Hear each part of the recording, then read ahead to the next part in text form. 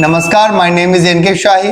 आज का टॉपिक है डेली यूज इंग्लिश वर्ड्स। आइए देखते हैं।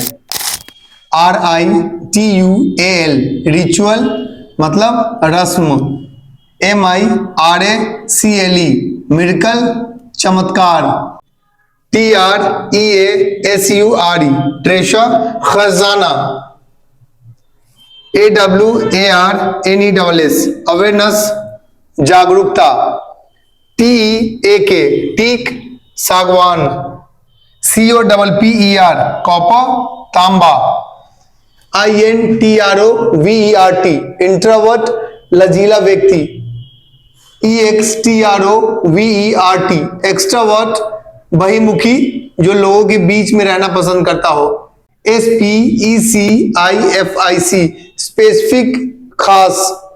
STUFF स्टफ चीज या सामान। PRESTIGIOUS प्रेस्टिजस प्रतिष्ठित। APPROPRIATE अप्रोप्रिएट मतलब उचित। ये सारे बेसिक वर्ड्स है, इसे नोट डाउन कर लीजिए अपने कॉपी में और कोशिश कीजिए कुछ एग्जांपल्स बनाने की। डिस्कशन के दौरान और डिबेट के दौरान हमें इन सारे वर्ड्स की जरूरत होती है। और अगर आपको कोई डाउट है तो कमेंट करके पूछ सकते हैं, या अगर आप ऑफलाइन क्लास में आते हैं तो क्लास में भी आके पूछ सकते हैं।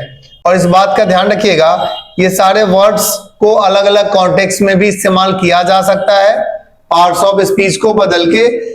क्योंकि इसका हेडिंग ही है डेली यूज इंग्लिश वर्ड्स, इसीलिए मैं बेसिक वर्ड्स यहाँ पे समझा रहा हूँ, ताकि आपको डिस्कशन में और प्रेजेंटेशन के दौरान और डिबेट के दौरान जो आपको बेसिक वर्ड्स की प्रॉब्लम होती है, ये सारे वर्ड्स को अलग अलग कॉन्टेक्स्ट में भी इस्तेमाल किया जा सकता है, अलग अलग पार्ट्स ऑफ स्पीच के अकॉर्डिंग। इस बात का ध्यान रखिएगा। चलिए कुछ और वर्ड्स देखते हैं।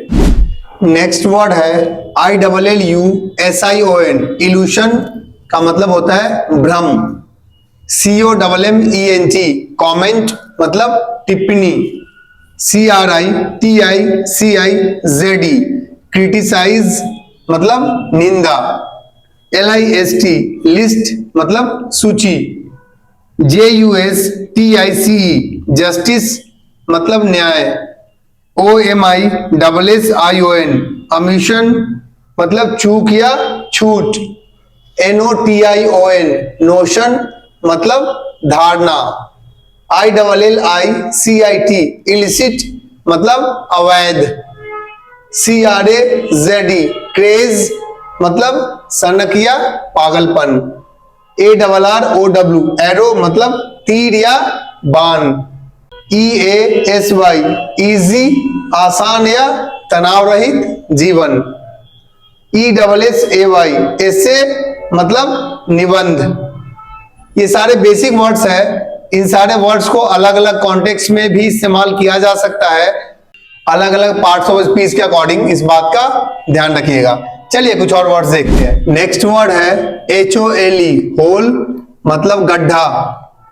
WHOLE होल मतलब कूड़ा।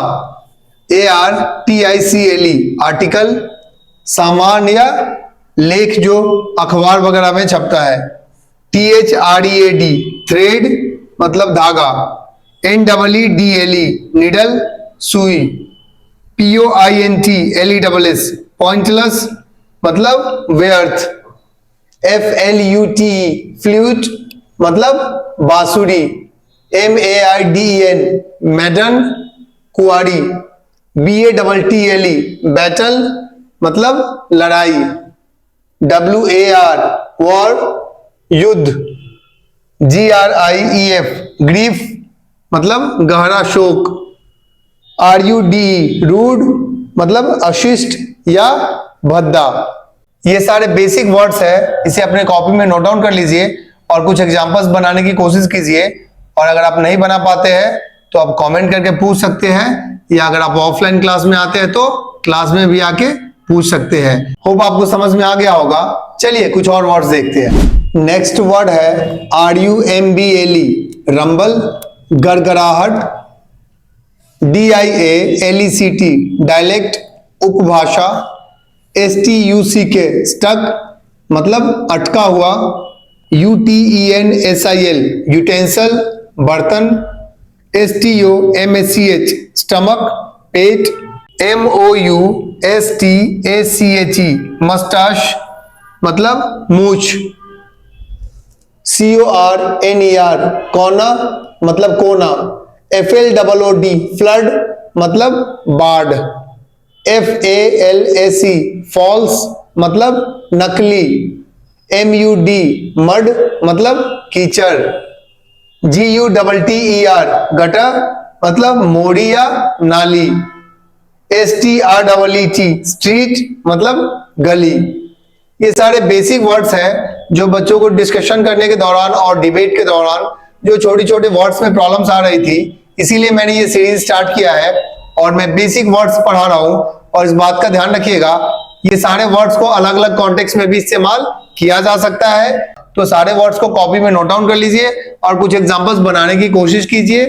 और आपको समझ में नहीं आता है तो आप कमेंट करके पूछ सकते हैं, या ऑफलाइन क्लास में आप आते हैं तो क्लास में भी आके पूछ सकते हैं। चलिए कुछ और वर्ड्स देखते हैं। नेक्स्ट वर्ड है INCENSE इंसेंस मतलब धूप जो हम पूजा पाठ में चलाते हैं, GUT गट मतलब आंत, BOWL बॉल मतलब कटोरा, DIRT डर्ट मतलब मैल, GRIME ग्राइम मतलब कालिक जो दीवार वगैरह पे लग जाता है, FANTASTIC फैंटास्टिक बहुत अच्छा, AWESOME ऑसम शानदार, BELIEVER बिलीवर विश्वासी, PITILESS पिटिलस निर्दय, HEIR एयर वारिस, HENNA हेना मेहदी, TRIBE ट्राइब मतलब कबीला।